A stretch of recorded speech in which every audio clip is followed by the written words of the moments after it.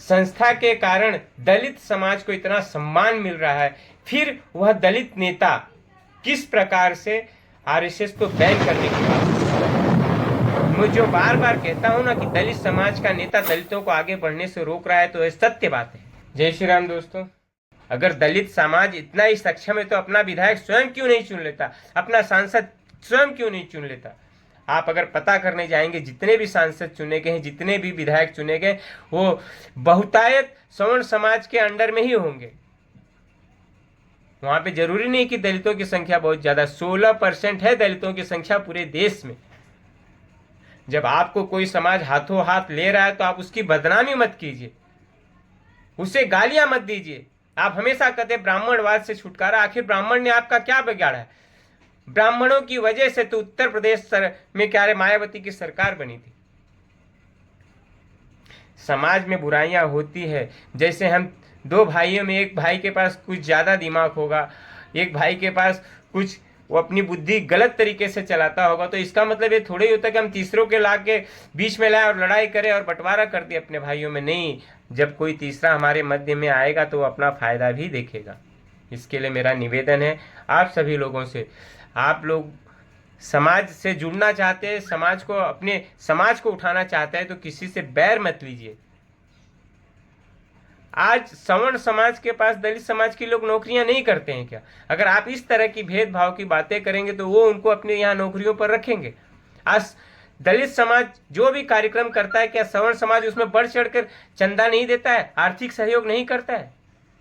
आप मुझे बताइए ना कि सवर्ण समाज के तो कई उदाहरण आपको दिए जा सकते हैं जिसमें दलित समाज के व्यक्ति को ऊपर उठाने की कोशिश की गई, किंतु फिर भी सवर्ण समाज को गालियां देने का काम दलित समाज के कुछ नेता करते हैं।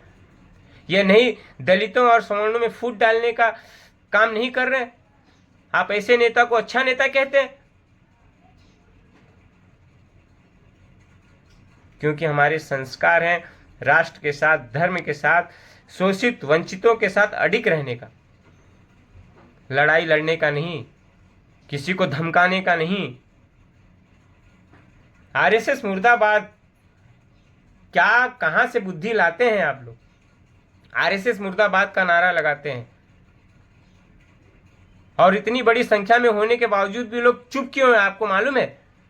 क्योंकि वो नहीं चाहते, वो चाहते हैं कि आप हमारे भाई हैं, हमारे संबंधी हैं, हमारे लोग हैं, हम आपसे कैसे लड़े, लेकिन आप उस चीज को नहीं समझ पा रहे। सही कहा किसी ने कि क्या रे, आप लोगों में शिक्षा की कमी आज भी है, और आरक्षण से ज्यादा अच्छा होता जब सरकार पूरी शिक्षा कोई मुफ्त कर दे, हर कोई शिक्षा पाएगा। मैं कहता हूं कि अगर सांसद, विधायक, आईएएस ऑफिसर जो दलित समाज में है, वो किसी भी समाज में जो आरक्षण का उपयोग करके सांसद विधायक बने हुए, वो अपना आरक्षण छोड़ दें, ताकि उनकी पिछली पीढ़ी को, पिछले लोगों को क्या रे आरक्षण का फायदा मिले। इसके लिए मैं बार बार कहता हूं कि आर्थिक आधार पर आरक्षण होना चाहिए। कहीं संविधान बनाने में गलतियां नहीं होंगी ऐसा मैं नहीं कहता हूं, गलती हर इंसान से हो सकती है, कोई भगवान नहीं था इस धरा पे। अगर आर्थिक आधार पर आरक्षण हुआ होता, ऐसा तो नहीं है ना कि दलित समाज में सब क्या रे गरीब थे। अगर दलित समाज में सब गरीब होते तो बाबा साहब आम्बेडकर जी के पूर्वज क्या रे अंग्रेजों की नौकरी नहीं किए होते।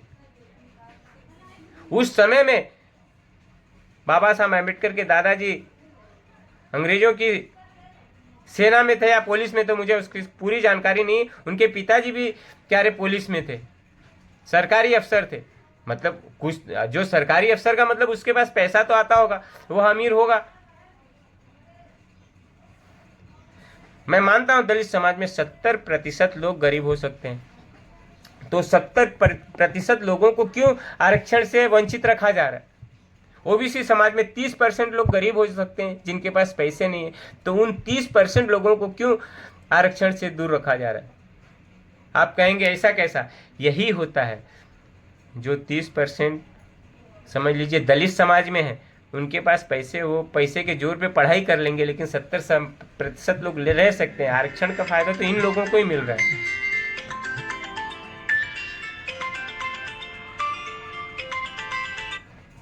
मेरा कहने का मतलब ये होता है दोस्त, मेरी कुछ बातें सही नहीं हो सकती है, लेकिन मेरी जो सोच है, मेरे जो विचार, वो सब सही है। इसके लिए इसके ऊपर लोगों को सोचना चाहिए, विचार करना चाहिए। जय हिंद, जय महाराष्ट्र, जय श्री राम।